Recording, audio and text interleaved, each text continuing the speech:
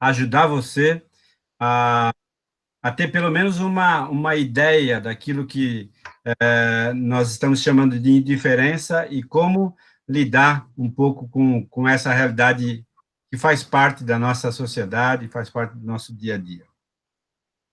Nós vamos fazer uma oração pedindo que Deus aplique essas verdades que são extraídas da sua palavra nas nossas vidas e que nos ajude a aplacar ou pelo menos minimizar essa consciência de indiferença existente dentro do nosso coração. Vamos orar. Senhor, tu conheces o nosso coração, tu sabes o quanto nós precisamos da tua ajuda, da tua direção, da tua orientação, de modo a tomar as nossas vidas, o nosso coração, a nossa vontade, a nossa disposição, inclinada a fazer a tua vontade, e não tanto preocupada com os nossos próprios interesses, com aquilo que é importante para nós, mas percebemos que, como vivemos em comunidade, o viver em comunidade implica em olhar para o próximo, em olhar para nós mesmos, em estreitar ainda mais a nossa relação com o Senhor, a nossa intimidade com a tua palavra, de modo, então, a oferecer a nossa vida, ou um pouco da nossa vida, em contribuição à solidão e ao coração de cada um dos nossos irmãos, que são próximos a nós, mas que muitas vezes estão distantes do nosso coração. Ajuda-nos, ó Deus, com essa reflexão e que ela seja saudável, útil para a prática da nossa vida e da nossa espiritualidade. Abençoa a vida dos meus irmãos, que estamos juntos aqui nessa sala virtual, e que cada um possa extrair o melhor de tudo o que vai ouvir aqui nessa noite. Oramos assim, com gratidão, em nome de Jesus. Amém, Senhor. Amém. Muito bem. O tema é indiferença. Quais são os objetivos que eu tenho para esse nosso tempo aqui? Primeiro é fazer uma análise da indiferença existente na sociedade entre os homens e Deus e entre os homens e eles mesmos. Segundo, propor soluções para minimizar essas indiferenças e conectá-las ao contexto da igreja, ao contexto eclesial atual, ao qual você e eu vivemos. Para isso, eu gostaria de iniciar com um verso do Mário Quintana, que é um poeta brasileiro. Ele diz assim: o que mata um jardim não é a falta de sol ou de água, mas o que mata um jardim é a indiferença de quem passa por ele sem notá-lo. Eu achei curioso essa ideia, essa ideia poetizada, até mesmo romantizada, né? Dizendo que o que mata uma bela figura de um jardim viçoso não é tanto a falta de água, ou de chuva, ou de sol, ou de calor, mas é a indiferença do indivíduo que passa por ele sem notar que existe ali um jardim. O significado de indiferença, que nós muito bem conhecemos, é a falta de interesse, de atenção, de cuidado, de consideração, descaso ou desdém. Esta provavelmente seja a marca registrada da nossa sociedade atual. Sem sombra de dúvida, nós vivemos em uma sociedade marcada pela indiferença. Ser indiferente a tudo e a todos.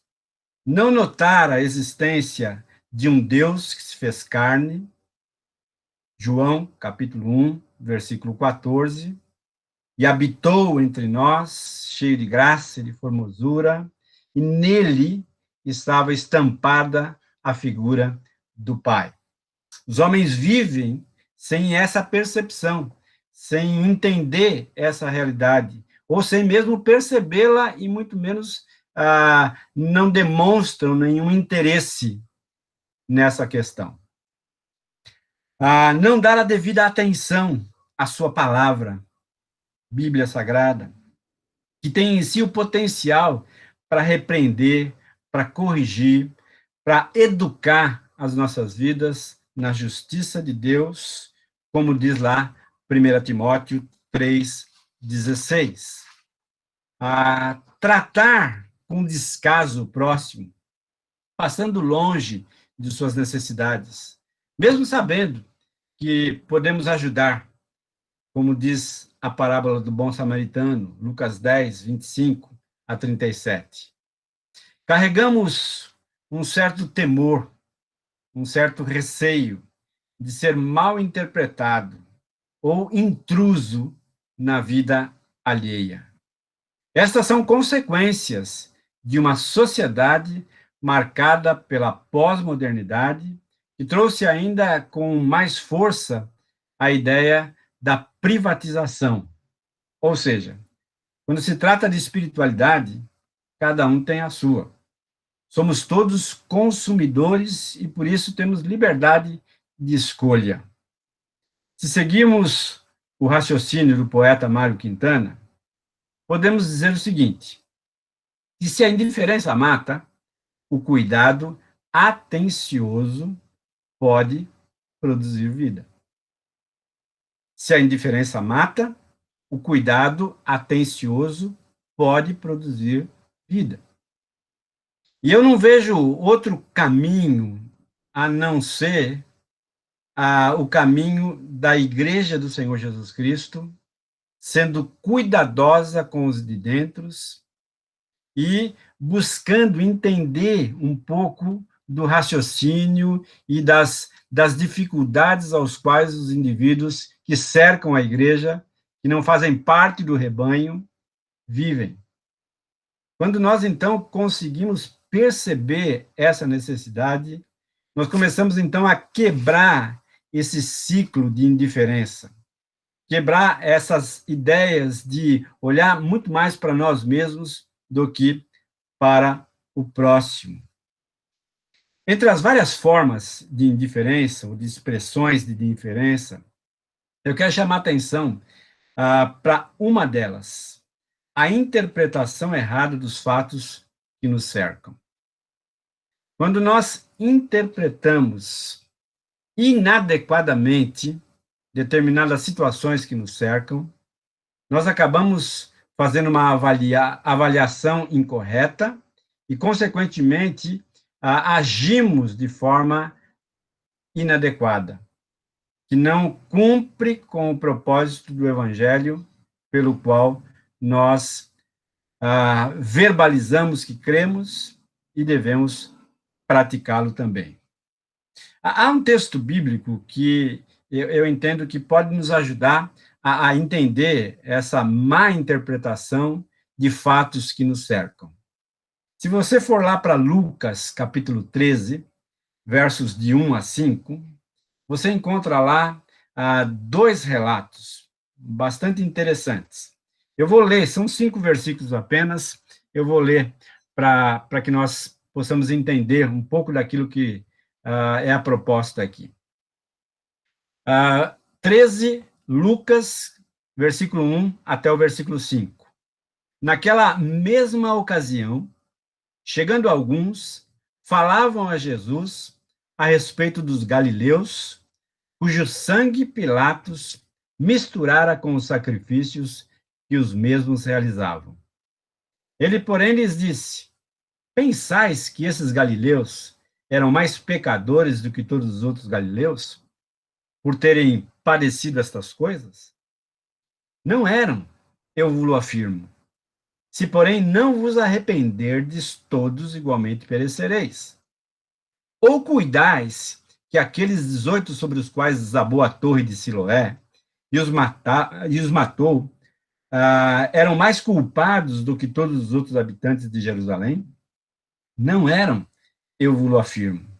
mas se não vos arrependerdes, todos igualmente perecereis. Ou seja, Jesus aqui está trazendo para nós, fazendo um comentário, tecendo um comentário, diante do relato dessas duas tragédias, que foram mal interpretadas por aqueles que presenciaram ali a situação. Primeiro, a morte dos galileus por Pilatos, que de forma cruel e sanguinária misturou o sangue deles com o do sacrifício que eles mesmos estavam fazendo. Imagina a cena, a imagem, o quão cruel foi para o espectador, para aquele que estava olhando tudo aquilo e interpretando aqueles fatos ali. A segunda colocação que Jesus faz é com relação à queda da Torre de Siloé, que deixou, então, 18 mortos. Em ambos os casos, Jesus responde ao equívoco da mesma maneira, com as mesmas palavras, verso 3 e o verso 5, mostrando que tragédia ou desastre não prova culpa ou pecaminosidade em grau maior ou menor das vítimas. Não mostra, não relata, não identifica e também não marca o indivíduo em maior ou menor grau de pecaminosidade. Ele chama a atenção, então, para a urgência do arrependimento.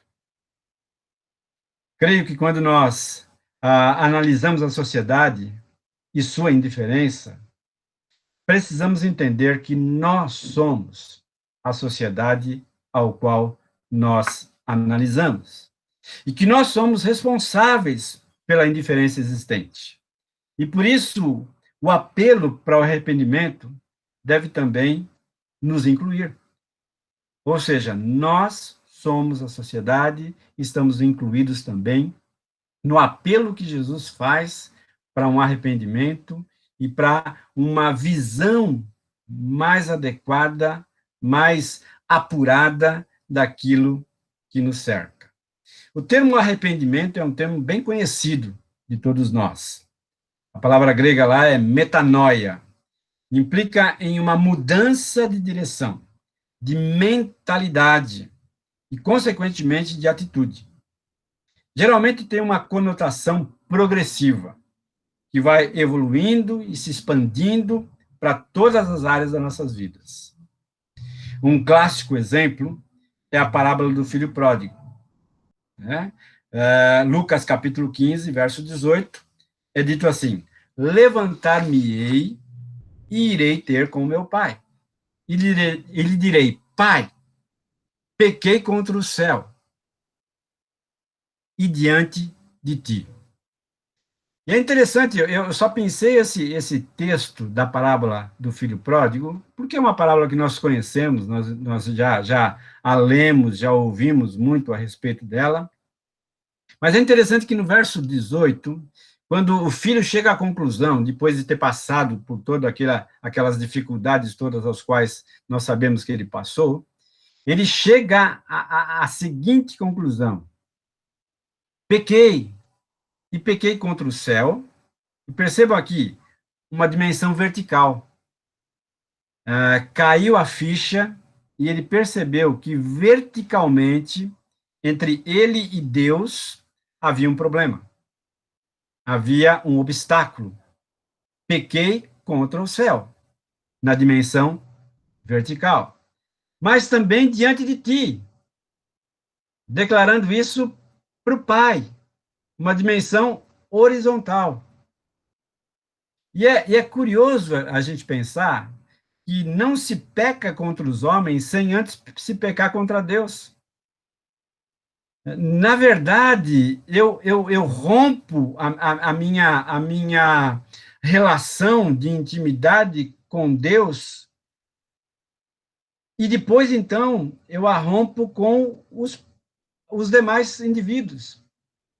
Não dá para dizer assim, olha, eu rompi com o indivíduo aqui, mas eu continuo ligado com Deus aqui sem nenhuma dificuldade. Isso não é correto não é bíblico, a gente não pode entender as situações assim. Há um rompimento da minha relação com Deus e há um rompimento da minha relação com o próximo, sem sombra de dúvida. Com essa constatação, ele se rende, ele desiste de caminhar sozinho, percebendo a necessidade de cessar com a sua indiferença, a indiferença existente no seu próprio coração contra Deus e contra o próximo, que no caso aqui era o seu próprio pai, no contexto ali da sua família. O egocentrismo dá lugar ao altruísmo. Agora, o outro importa. Agora, o outro é objeto de atenção. Eu tiro os olhos de mim mesmo e começo a olhar para Deus e olhar para o próximo, rompendo então a indiferença dentro do meu próprio coração. Os olhos agora estão voltados para cima e para o lado, não mais para si mesmo, não mais para dentro de si somente. Agora, como é que a gente pode solucionar essas questões que nos movem na direção errada? Ao invés de fazer o que sabemos que devemos fazer, acabamos fazendo o que não devemos. O apóstolo Paulo, em Romanos capítulo 7, verso 19, diz assim: porque não faço o bem que prefiro, mas o mal que não quero, esse faço. E nós sabemos que Romanos capítulo 7 está falando do pecado dentro do nosso próprio coração e dessa guerra, dessa briga, dessa luta existente dentro de cada um de nós, que nos puxa para um lado, que nos puxa para outro lado, e muitas vezes nós ficamos vendidos, como o próprio apóstolo Paulo diz, né? Miserável homem que sou, né? Quem vai me livrar desse conflito tão generalizado dentro do meu próprio coração? Há um pastor cearense, batista, de Fortaleza, e ele escreveu um livro chamado A Máfia dos Mendigos. E é muito interessante. O livro narra a experiência desse pastor, que teve uma vivência de morador de rua durante um ano, mas fez isso com o objetivo de escrever o livro, de relatar toda essa experiência dentro de um livro. E ele, então, ficou como um mendigo em Fortaleza, em várias praças, em vários locais aos quais os moradores de rua se encontravam. E ele chega a várias conclusões, né? Mas uma delas que me chamou a atenção, ele diz assim: a caridade feita pelas ONGs e pelas igrejas pode aumentar a miséria, ao invés de minimizar os seus efeitos. E ele começa a delinear e a explicar essa ideia, né? Como a caridade pode aumentar a miséria ao invés de minimizar os seus efeitos. Há neste mesmo livro uma citação de um outro livro chamado Quando a Ajuda Machuca. Quando ajudar não faz bem. Quando ajudar, mais machuca do que cura, do que soluciona o problema. E a citação é de dois escritores americanos, chamados Steve Corbett e Brian Fikkert, falando sobre soluções para o problema do cuidado social, que muitas vezes gera mais dano do que benefício real, e sobre como evitar esse tipo de cuidado que prejudica. Ele diz assim: um primeiro passo útil para pensar em trabalhar com os pobres, em diferentes contextos, é discernir se a situação exige alívio, reabilitação ou desenvolvimento. Discernir o que o indivíduo precisa. precisa de um alívio, de uma reabilitação ou de um desenvolvimento para a sua vida. De fato, a falta de distinção entre essas situações é uma das razões mais comuns pelas quais os esforços de redução da pobreza muitas vezes causam prejuízo. E eu fiquei pensando um pouco sobre a aplicação dessa declaração e desse discernimento que nós precisamos ter com relação a essa indiferença ao qual nós estamos tratando aqui. Discernir a necessidade da situação. É alívio? É fome? É frio? É dor? É uma questão espiritual, emocional? O que é? É uma reabilitação que o indivíduo diz, que demonstra que precisa, a fim de retomar o que ficou para trás, laços familiares quebrados, filhos, trabalho, estudo. E é interessante a gente pensar que esses argumentos, eles não servem apenas para o indivíduo morador de rua, mas eles servem também para nós, porque são realidades às quais nós também estamos tropeçando. Muitas vezes nós precisamos lidar com a indiferença do nosso coração em relação a uma necessidade premente que eu tenha, de alívio para determinada situação ao qual eu estou escravizado, um vício, um comportamento inadequado, que precisa de uma intervenção urgente. Ou um desenvolvimento. Eu preciso, então, entender e ajudar aquele indivíduo a se desenvolver, a crescer, a progredir, com base num discipulado bíblico, acompanhado, com cobrança, com uma disposição maior de estar junto, de acompanhar, de andar para e passo com aquele indivíduo. Eu estou pegando esse gancho aqui para a nossa questão da indiferença para com Deus e para com o próximo, e eu quero começar a propor um exercício de reflexão pessoal e comportamental, respondendo a algumas questões.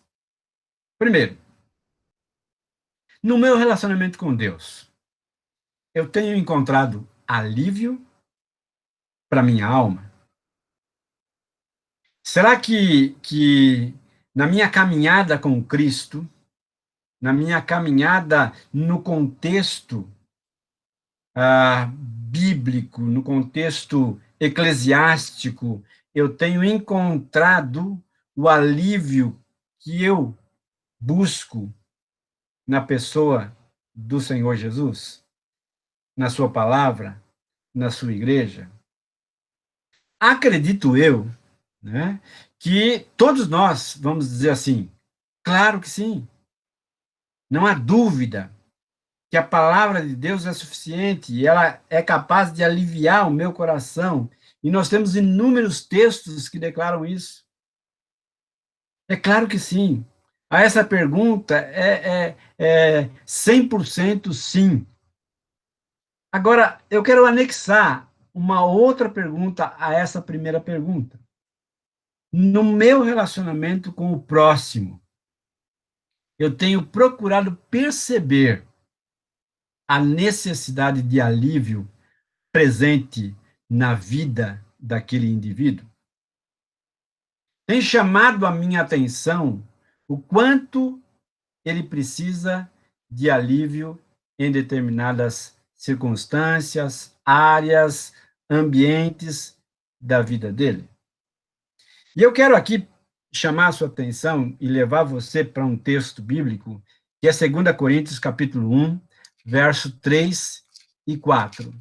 E quando eu leio esse texto, constantemente ele me chama a atenção e me constrange a tomar determinadas ações e atitudes que me tira da minha zona de conforto e que me coloca num contexto mais prático da vivência do Evangelho do Senhor Jesus Cristo.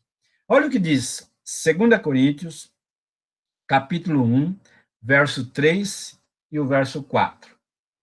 Bendito seja o Deus e Pai de nosso Senhor Jesus Cristo, o Pai de misericórdia e Deus de toda a consolação. É Ele que nos conforta em toda a nossa tribulação. Eu encontro alívio no Senhor, em toda e qualquer tribulação ao qual eu esteja passando, para podermos consolar os que estiverem em qualquer angústia com a consolação com que nós mesmos somos contemplados por Deus. Irmãos, isso aqui é, assim, muito lindo de se perceber como Deus alivia o meu coração e não me alivia apenas para que eu fique contente e aquele peso saia dos meus ombros. Não. A ideia aqui é que aliviado eu possa levar alívio. Aliviado eu possa, então, proporcionar esse mesmo alívio que eu recebi da parte do Senhor para um indivíduo que está bem próximo de mim e distante. Eu lembro daquela música do Paulo César, do Logos, né? Que ele faz uma narrativa sobre a parábola do bom samaritano, e ele diz assim: nós vivemos num mundo de distantes próximos. Ou seja, gente que está distante, mas que é próximo. É próximo porque se identifica conosco. Tem as mesmas fraquezas, tem as mesmas necessidades, tem as mesmas lutas do dia a dia. E quando a gente percebe isso, os nossos olhos começam a despertar para a realidade que nos cerca, e nós começamos a perceber o quanto nós podemos ser úteis nas mãos do Senhor na vida de outras pessoas. Queridos, deixa eu dizer o seguinte aqui, tá? Como Igreja Fonte, nós temos o privilégio de perceber que o trabalho não deve ser executado apenas e então somente pelos pastores. O trabalho deve ser executado por nós. Os pastores da nossa igreja têm nos munido de ferramentas, têm nos ajudado com a instrumentalidade bíblica para que nós, então, sejamos habilitados para executar a obra que Deus tem colocado no contexto individual de cada um de vocês. No meu próprio contexto. Eu fico pensando o seguinte: eu trabalho num restaurante, né? E eu tenho lá comigo pelo menos 7 hoje, por causa da pandemia, tinha mais, tinha 17, né? 10 foram demitidos, mas eu tenho 7 indivíduos lá que não conhecem a Cristo e que têm vivido muito tempo perto de mim. Isso tem me despertado a socorrê-los, proporcionando alívio para determinadas circunstâncias e situações aos quais eles estão vivendo. E isso me torna um indivíduo que quebra a indiferença, que quebra esse ciclo de indiferença e que para de olhar para mim mesmo e ficar doente com isso e começa, então, a imprimir energias, disposição, tempo, preocupação com o outro. E quando eu faço isso, eu me torno uma pessoa melhor. Quando eu faço isso, eu começo a perceber que os meus problemas são pequenos diante da grande gama de dificuldades aos quais as pessoas que não conhecem a Cristo estão vivendo. Então, eu queria desafiar você a sair daqui desse nosso tempo de conexão fonte, né? Desafiado a isso, desafiado a levar o alívio que você tem recebido da parte de Deus constantemente nas dificuldades às quais você enfrenta, nas tribulações às quais você enfrenta, munido desse alívio que Deus dá, você possa então levar alívio a outras pessoas também. Um pouco mais para frente, a gente vai abrir para você discutir um pouco mais esse assunto. Eu acho que vai ser muito relevante, eu acho que vai ser importante para nós ouvir um pouquinho daquilo que você vai estar tá percebendo aí e como é que você pode processar tudo isso aí dentro do seu próprio coração e do seu dia a dia. Uma outra pergunta. No meu relacionamento com o próximo, eu percebo necessidade de reabilitação daquele indivíduo? E quando eu pensei nessa pergunta, me veio à mente o texto de Isaías, capítulo 61. Isaías 61 é uma bela descrição do próprio Senhor Jesus Cristo. Mas também é uma bela descrição do quanto nós podemos ser úteis também nas mãos do Senhor. Porque o texto fala sobre as boas novas de salvação.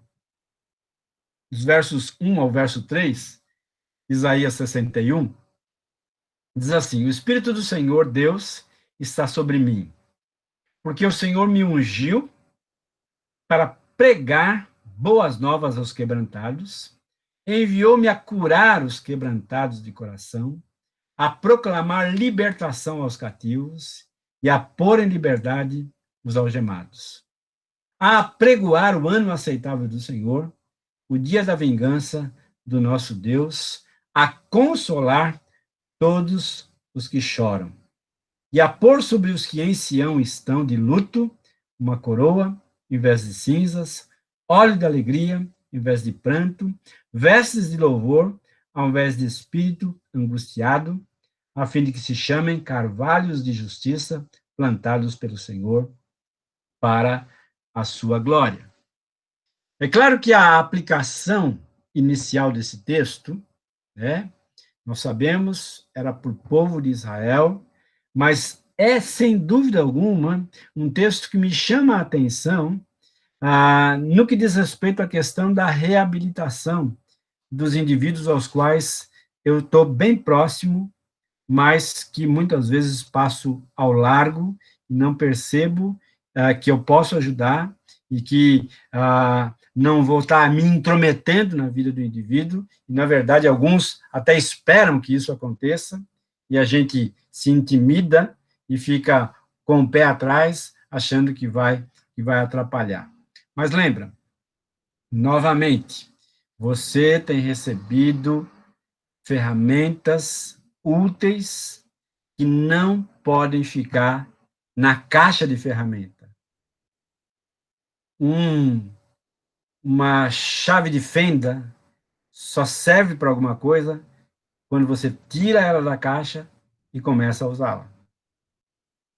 Então, se você hoje for abrir a sua caixa de ferramenta espiritual, com armas espirituais, com capacitação que você recebeu por intermédio da igreja, você vai perceber que está transbordando. E é a hora, então, da gente começar a usar essas coisas. E se já estamos usando, é hora de usar ainda mais, sem sombra de dúvida. Quando eu falo em reabilitação, o que eu quero dizer? Muitas vezes, nós encontramos pessoas que foram muito intensas na sua participação e envolvimento na igreja local. E, por algo que aconteceu ali, ela se frustrou, se decepcionou, e ela, então, se afastou. Mas não se apartou da igreja. Ela continua próximo de nós.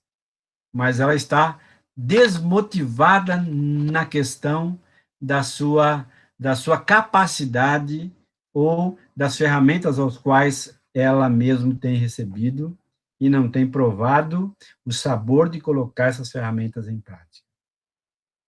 E aí, então, eu entendo que um acompanhamento discipular ajuda nessa reabilitação desse indivíduo, para que ele volte a ser a pessoa ao qual ele foi um dia. E aqui eu tomo a liberdade de falar um pouco da minha própria experiência, né? Aqueles que não me conhecem, eu fui pastor durante 25 anos no sul de Minas Gerais, né? Em igrejas extremamente pequenas, né? Na verdade, nós iniciávamos a igreja, pastoreávamos durante um tempo, saímos dali, iniciávamos outra, e assim foi durante esses 25 anos. Até que, por circunstâncias familiares, nós então saímos de lá e viemos para cá. E eu comecei então a migrar para um trabalho dito secular, né? Que não deveria receber esse nome, né? Porque é sagrado tanto quanto o ministério pastoral ao qual eu estava à frente, né? Mas eu confesso a você que muitas vezes a gente começa a não se importar com as situações dos outros que estão próximos a nós, que estão sofrendo, que estão necessitando de uma reabilitação, porque a gente começa a olhar muito mais para nós mesmos, para as nossas necessidades, do que para outro. Então, falar sobre indiferença é um desafio para mim, é um desafio para você, mas, ao mesmo tempo, nos ajuda a perceber o quanto nós podemos fazer para quebrar esse ciclo vicioso que é o ser indiferente e não perceber que está sendo indiferente. E mais uma última questão, uma outra pergunta. No meu relacionamento com o próximo, eu compreendo que ele precisa se desenvolver em determinada área e eu estou disposto a auxiliá-lo? E quando eu pensei nessa pergunta, eu fui lá para Colossenses capítulo 1, verso 28. E Colossenses 1, ele faz um desafio para que nós tenhamos a condição, sejamos capazes de apresentar perante o Senhor os homens de uma forma perfeita na pessoa de Cristo. O texto diz assim, e aqui é uma narrativa da missão do apóstolo Paulo, né? A missão do proclamar o mistério do evangelho, né? E ele diz então no versículo 28, o qual nós anunciamos, advertindo a todo homem e ensinando a todo homem em toda a sabedoria, a fim de que apresentemos todo homem perfeito em Cristo. Ou seja, é também nossa missão, é também o nosso objetivo, é também o nosso alvo, apresentar às pessoas aos quais eu tenho convivência, eu tenho relacionamento, perfeitas em Cristo. Ou seja, desenvolvidas. Desenvolvidas ao ponto de reconhecer, primeiro, a existência de um Deus que nos quer bem. Num segundo patamar, a existência de um Deus que não apenas nos criou, mas também tem sustentado as nossas vidas. Tem estado ao nosso lado, nos ajudando em todas as questões às quais nós precisamos. E agir assim e perceber essa realidade me ajuda a ser útil. Útil no contexto da igreja, rompendo com a indiferença que muitas vezes toma conta do meu coração, toma conta da minha mente, e eu começo a perceber e a entender que eu não posso ser útil, que eu não sou capaz e que eu não tenho condições alguma de ser uma ferramenta nas mãos do Senhor. Eu gosto muito da expressão de Pedro, né, quando ele diz que nós somos como se fossem tijolos, né, na construção do edifício que é a igreja. Ou seja, a minha participação é importante, a sua participação é importante, a participação do outro é importante, porque juntos nós formamos exatamente essa estrutura necessária ao qual o mundo tanto necessita. Muito bem. Gostaria de abrir agora para que você possa partilhar um pouquinho conosco daquilo que você ouviu, das impressões que você teve e como é que você pode contribuir também com essas ideias que foram colocadas aqui. Tenho liberdade de abrir aí seu microfone e de falar conosco aqui. Bom?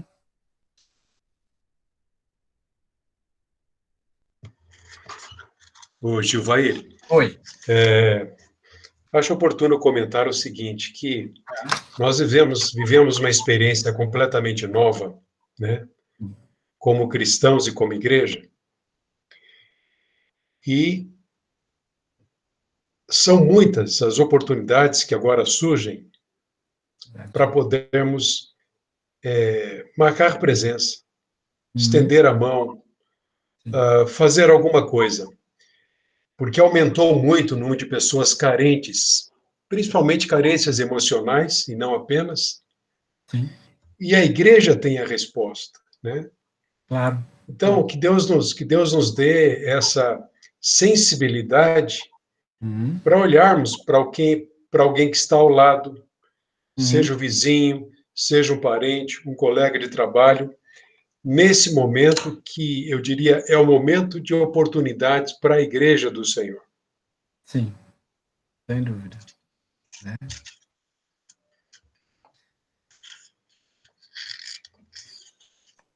Posso? Claro, fica à vontade.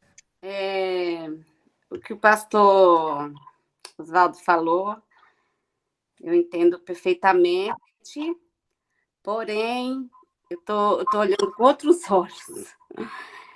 Quando esse indivíduo, pastor, aí vai essa minha dúvida ou pergunta vai acho que no segundo tópico que o Gil comentou, né, de reabilitação. É quando esse indivíduo essa como que eu posso dizer, essa pessoa que está necessitado, né, desse apoio da comunidade, sendo da comunidade, entendeu? Entenderam ou não? Sim, entendi. Pode continuar. Não, é só isso, assim, é isso que eu queria colocar. Como foi resolvido, solucionado, atendido? Como que a gente percebe isso? Ok. Tá? Como igreja, nós procuramos, e quando eu digo procuramos, procura mesmo, porque nós não conseguimos tomar conhecimento de todas as pessoas que necessitam. Mas assim que tomamos conhecimento, nós procuramos agir. Esse conhecimento pode vir através de uma coinonia, de um grupo pequeno, de uma família da igreja que conhece a pessoa necessitada, então ela compartilha. Veja, eu estou citando aqui situações que nos trazem casos reais, com os quais nós estamos lidando. Então, a igreja encara como não apenas responsabilidade, mas privilégio poder ajudar alguém de alguma forma. Né? Se não tomamos conhecimento, obviamente, né, nos sentimos limitados em relação a isso. Mas cada um de vocês, se souber de alguém, deixe-nos saber. A igreja vai avaliar o como poder ajudar essa pessoa. Entendi, pastor. Essa informação, ela deve chegar só se a pessoa permitir, ou a gente toma a liberdade de falar? Não, é o seguinte, deixa eu trazer um exemplo aqui. Se você, ou qualquer um de nós aqui, se nós soubermos de alguém que suspeitamos, ou realmente, não temos dúvida, a pessoa está vivendo um mau momento e precisa de ajuda, de socorro. O primeiro passo deve ser meu, nosso.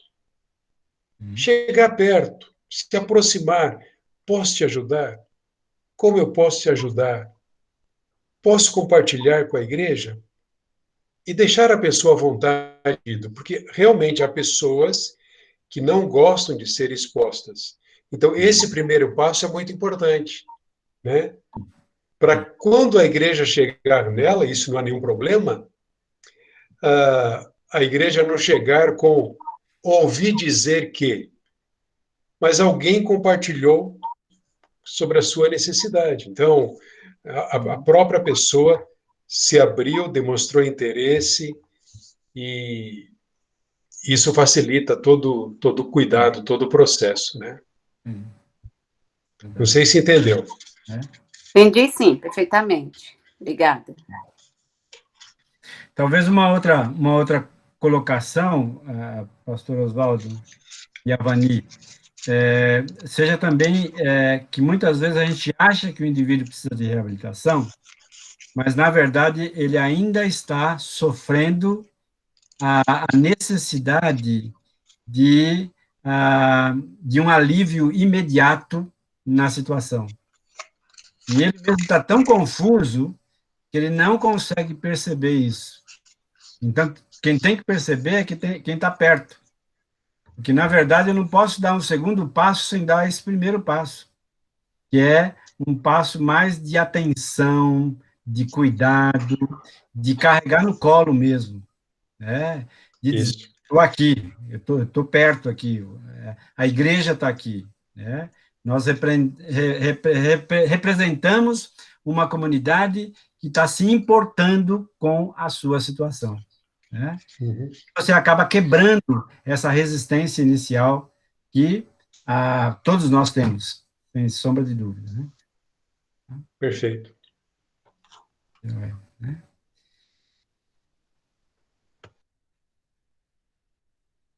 Mais alguém tem uma contribuição, quer fazer? Se você não concorda com algo que você ouviu aqui também, fique à vontade, né?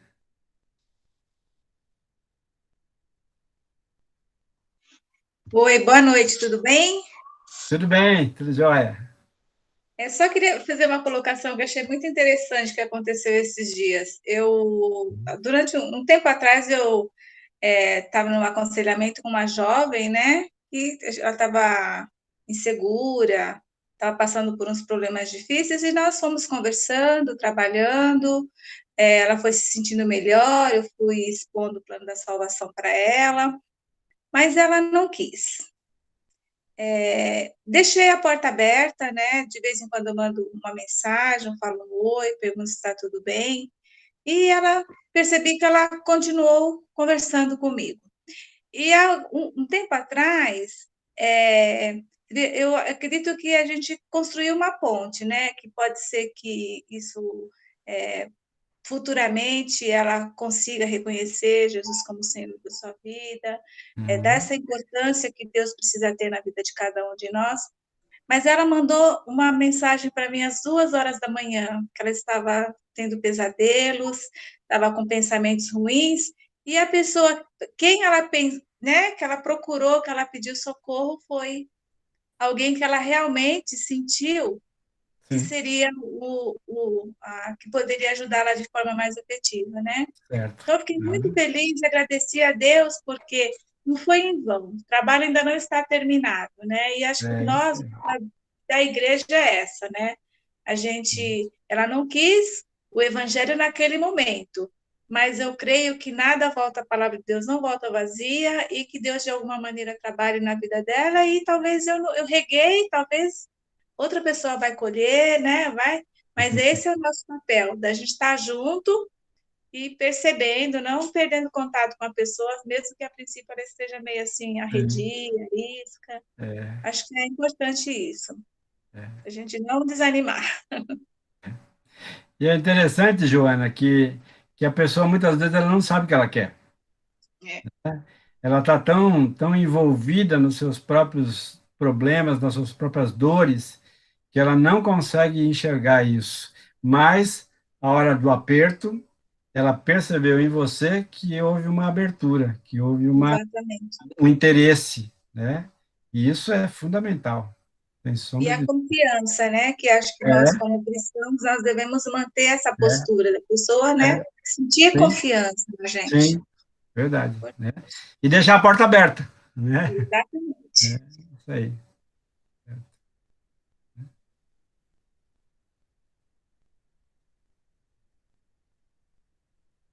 Bom, Oswaldo, por mim aqui, o que eu tinha para passar, eu já consegui atingir o meu objetivo. Aí agora eu quero passar a sala para você.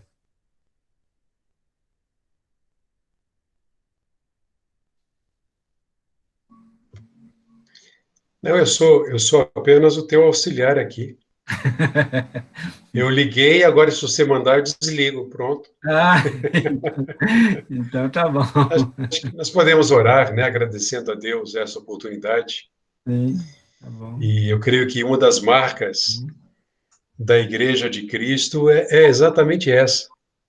É, Ela é caracterizada pelo amor, né? pelo amor. Amor ao próximo. E isso Sim, a distingue de qualquer outra organização, ajuntamento, clube, né? sim, E de sim, fato que Deus possa ver isso em nós, não pessoas indiferentes, sim. nem como igreja, nem como indivíduos, mas revelando essa qualidade, essa virtude, né? Que temos recebido do Senhor, que é o amor. Sim. Então vamos orar?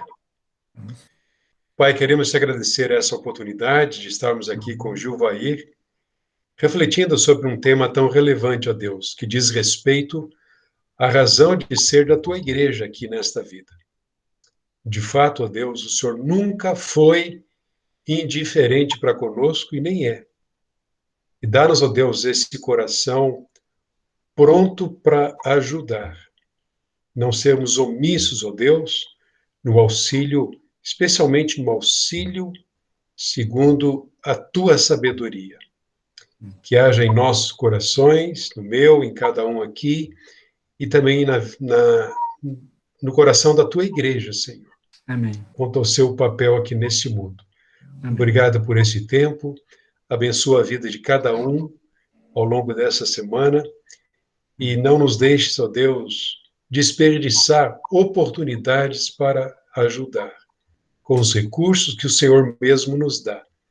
Nós te louvamos e agradecemos, em nome de Jesus. Amém. Amém.